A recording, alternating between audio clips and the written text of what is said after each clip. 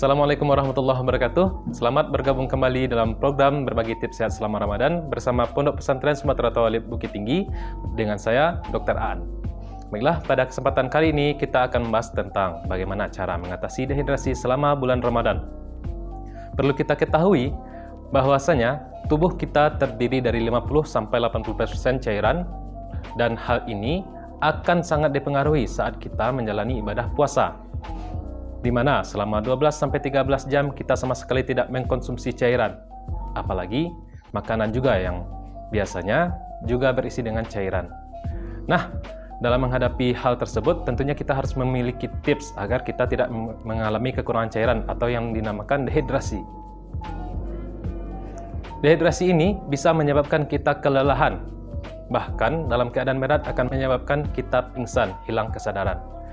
Untuk mengatasinya, yang pertama kita harus memastikan bahwa kita mengkonsumsi cairan sebanyak 30 cc dari jumlah kilogram berat badan kita. Misalnya, dengan berat badan 70 kilo, berarti kebutuhan cairan kita adalah 2,1 liter atau 2100 ml. Dan ini memang bergantung berat badan, sehingga masing-masing orang akan berbeda jumlah kebutuhan cairan yang akan dipenuhinya nantinya. Misalnya, orang dengan berat 50 kg hanya butuh 1500 ml atau 1,5 liter. Dan patokan kita umumnya menggunakan gelas. Gelas itu ukurannya biasanya 200 cc. Nah, biasanya orang akan menyebutkan 8-10 gelas sehari. Dan ini harus dibagi agar nanti jika saat sahur kita paksakan untuk mengkonsumsi cairan, tentunya saat subuh menjelang duha akan sering kali kita mengalami urinasi atau berkemih.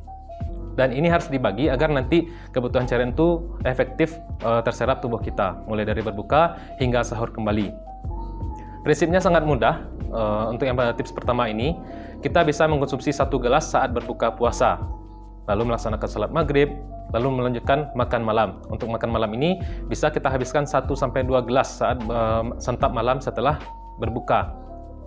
Setelah salat isya juga bisa kita tambahkan 1 gelas lagi. Jadi sebaiknya saat melaksanakan salat tarawih berjamaah di masjid, setelah salat isya pun kita tetap mengkonsumsi cairan. Jadi silakan bawa botol minum saat melakukan salat jamaah tarawih di masjid-masjid atau musala terdekat. Dan setelah salat tarawih juga bisa dikonsumsi 1 gelas.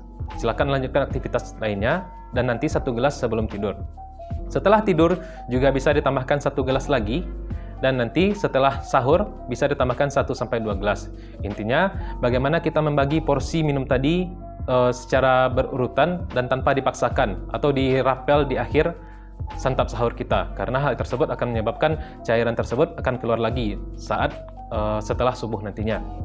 Yang kedua, kita harus memvariasikan makanan kita dengan menggunakan makanan yang memiliki banyak cairan. Bisa dengan membuat sayur-sayuran yang berkuah, atau mungkin makanan yang berkuah seperti sup, dan juga mengkonsumsi buah-buahan yang tinggi dengan cairan. Contohnya jika kita mencukupkan buah-buahnya hanya dengan kurma, dan kurma yang ada di sini adalah kurma yang dikeringkan, tentunya kadar cairannya pun sangat rendah. Sehingga kita butuh tambahan buah-buahan lain seperti semangka, jeruk. Tentunya mungkin lebih baik dikonsumsi setelah makan nantinya. Mengingat beberapa orang yang memiliki kadar asam lambung yang tinggi selama berpuasa, tentunya ini akan merangsang asam lambung untuk naik dan menyebabkan sakit ulu hati. Dan terakhir, juga hindari untuk mengkonsumsi makanan atau minuman yang bisa menyebabkan kita sering berkemih. Minuman tersebut biasanya minuman yang menggunakan kafein tinggi, bisa kopi, teh yang pekat, atau minuman energi lainnya yang memiliki kafein tinggi. Untuk makanan, biasanya makanan yang memiliki kadar garam tinggi, ataupun makan yang memang memiliki bumbu-bumbu tambahan yang memang saat kita rasakan agak menyengat, tentunya ini akan menyebabkan cairan yang di tubuh kita juga dikeluarkan dalam jumlah banyak, karena sifatnya makanan yang tinggi garam ini akan menyerap cairan yang kita konsumsi, dan saat diserap ini juga akan dikeluarkan lebih banyak dari tubuh kita melalui urin. Pada umumnya saat beraktivitas biasa pun kita juga akan mengalami dehidrasi, karena metabolisme tubuh kita ini akan menghasilkan cairan juga, sehingga mungkin bisa dikurangi aktivitas yang menyebabkan kita mengeluarkan keringat, dan juga gunakan pakaian yang tidak terlalu panas atau terlalu ketat yang menyebabkan produksi keringat kita juga meningkat.